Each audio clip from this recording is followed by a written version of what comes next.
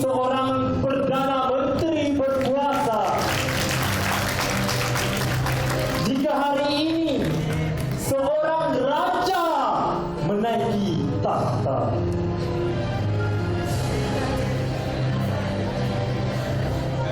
Bahkan jika hari ini seorang presiden sebuah negara,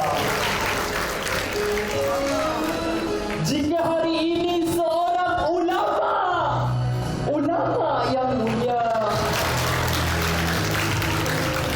juga jika hari ini seorang peguam menang bicara, juga jika hari ini seorang penulis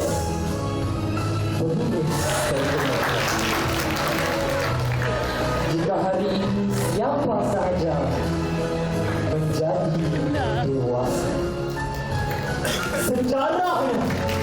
Sejarahnya dimulakan oleh seorang guru biasa, dengan lembut sabarnya mengajar tulis baca. Di mana-mana dia berdiri di muka muridnya. Di sebuah sekolah mewah di ibu kota. Juga mungkin di bangunan tua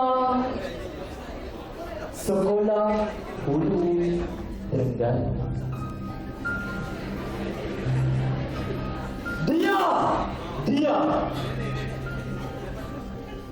Dia adalah guru mewakili 1000. Semakin terpencil duduknya di ceruk desa, semakin bererti tugasnya kepada negara. Jadilah apapun pada akhir kehidupanmu guru, budi yang diapungkan diulangi dengan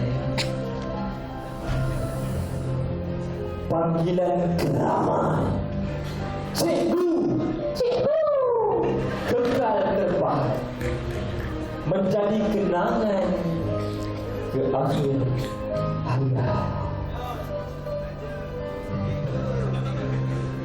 Terima kasih.